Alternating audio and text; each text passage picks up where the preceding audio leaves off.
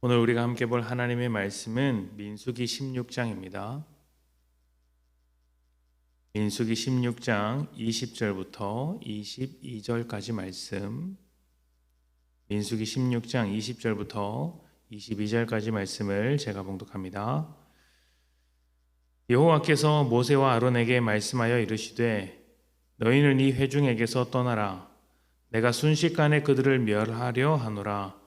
그 두 사람이 엎드려 이르되 하나님이여 모든 육체의 생명의 하나님이여 한 사람이 범죄하게 하였거늘 온 회중에게 진노하시나이까. 아멘. 아이를 키우면서 화 한 번 안 내는 부모는 없을 것입니다. 화를 낼 때마다 미안하고 죄책감이 들기도 하지만 잘못된 것을 지적해 주지 않으면 안 되기 때문에 화를 낼 수밖에 없죠. 그런데 화를 내는 방법이 사람마다 다릅니다. 어떤 사람은 화가 나는데도 꾹꾹 눌러 담고 천천히 말을 하는 반면 또 어떤 사람은 화를 내면서 벌을 주기도 하죠. 또 어떤 사람은 화가 지나쳐서 감정적으로 폭발하는 경우도 있습니다. 또 아이의 잘못 그런 것들을 기준으로 화를 내는 것이 아니라 그냥 내 마음에 들지 않는다고 불편한 감정으로 화를 내는 경우도 있죠. 이렇게 된다면 폭력으로 이어질 수 있는데 좋은 모습은 아닐 것입니다. 아이를 잘 키워보자고 화를 내는 것인데 오히려 아이를 망칠 수가 있겠죠. 화를 내는데 어떻게 내느냐가 사실은 중요합니다. 그리고 화를 내는 이유와 목적도 중요합니다. 단순히 부모의 감정을 배설하는 것이 아니라 아이의 잘못을 고치기 위한 목적이라면 그 잘못을 한 번에 고칠 수 없다는 것도 인정하면서 아이의 과정을 도울 수 있어야 하죠. 이게 그런데 말로 하면 쉽고 그렇지만 실제로 하면 어렵다는 것이 참 고민거리입니다. 그럼에도 그것을 해야 하는 것이 부모죠. 성경을 보면 하나님께서 진노하실 때가 종종 있습니다. 목이 뻣뻣한 사람들이 하나님을 배역하고 죄를 저지를 때 하나님은 진노하십니다. 그런데 왜 진노하실까요? 하나님의 진노는 부모가 자녀에게 화를 내는 것과 비슷합니다. 사랑하지 않으면 화를 낼 일도 없습니다. 옆집 아이가 사고치면 우리는 너그럽게 그럴 수 있지라고 넘길 수 있지만 우리 집 아이가 사고치면 화가 나지 않습니까?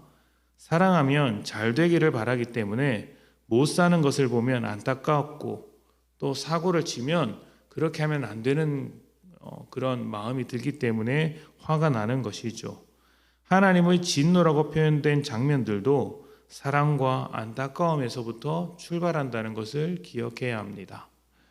하나님께서 진노하실 때 모세와 아론이 엎드려 기도했습니다. 육체의 생명의 하나님께서 진노를 거둬달라고 하는 요청입니다. 그러자 하나님께서 그들의 기도를 들으십니다. 광야를 지나가는 동안 이런 모습들이 종종 보입니다. 광야만이 아니라 성경을 보면 기도를 통해 하나님의 진노나 뜻을 거둬들이는 모습을 자주 보게 됩니다. 이런 모습을 보면 어떻게 생각이 드십니까? 하나님은 변함이 없으신 분이 아닙니까? 하나님은 왜 자신의 뜻을 이렇게 쉽게 거두어 가실까요? 그런데도 우리는 하나님의 뜻을 따라 기도하라는 요청도 받습니다. 이렇게 쉽게 거두시는 분인데 그 뜻을 따라 기도하는 것이 과연 잘하는 것일까요? 하나님의 진노하심은 사람들이 말을 안 들어서 기분 나쁘다 이런 것이 아닙니다. 앞에서 말씀드린 부모가 화내는 것과 비슷하죠. 부모의 분노에도 목적이 있듯이 하나님의 진노에도 언제나 의도가 있고 뜻이 있습니다. 우리가 하나님과 함께하는 복된 삶을 잃어버리지 않도록 의도를 갖고 하는 것이죠. 죄를 짓지 않도록 하는 의도입니다.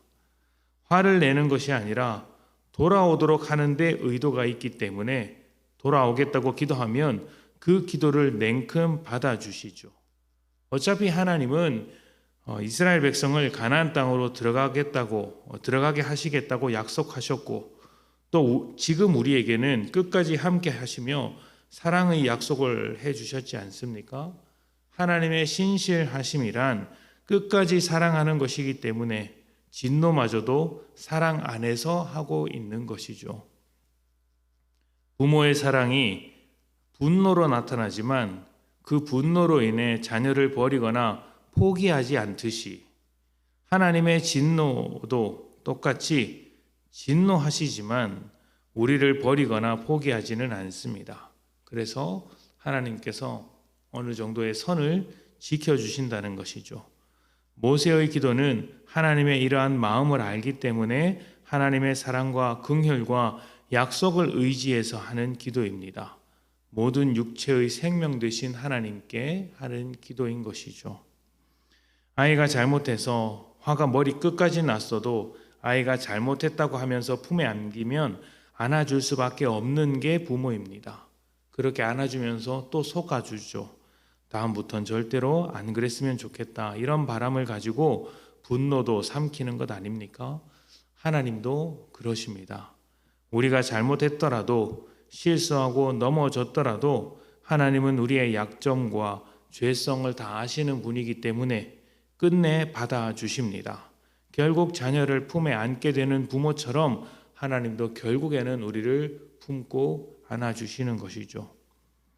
우리는 하나님의 사랑을 힘입어 살아가는 사람들입니다. 그 사랑이 우리를 붙들고 있으니 하나님의 품 밖으로 도망가지 마십시다. 하나님의 사랑으로 하나님의 뜻을 쫓아 살아가는 복된 성도님들이 되시기를 축복합니다. 함께 기도합니다.